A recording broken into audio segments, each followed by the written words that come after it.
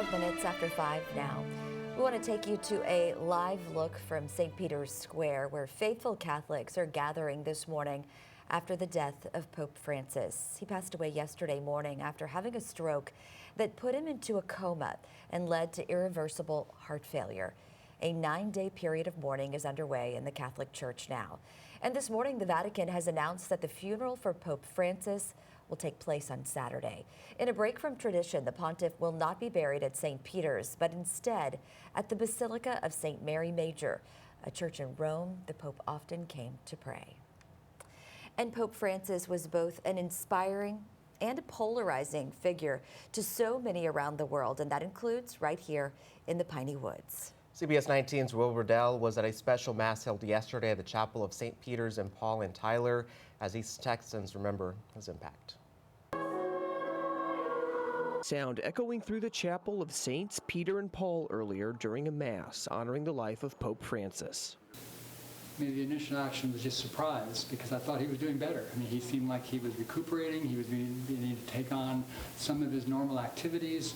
Francis passed away overnight Monday following a stroke, coma, and heart failure. The fifth bishop for the Diocese of Tyler, Gregory Kelly, reflected on the legacy of the Pope, saying he will be remembered as a religious leader who served as a watchdog for the marginalized.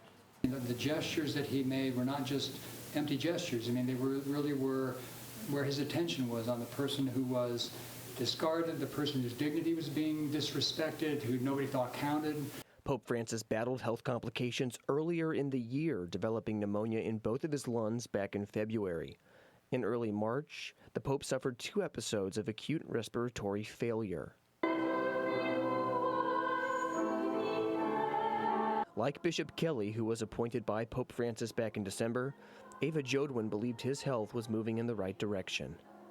I had prayed for him initially, but then as there was no more news about him, it was out of sight, out of mind, and I stopped praying for him, and, I feel like I should have continued. Following a period of mourning, the process of naming a new pope will begin.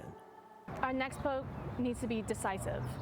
In these times as a Catholic, we need somebody who is steady, like a rock, like Peter. In Tyler, Will Riddell, CBS 19.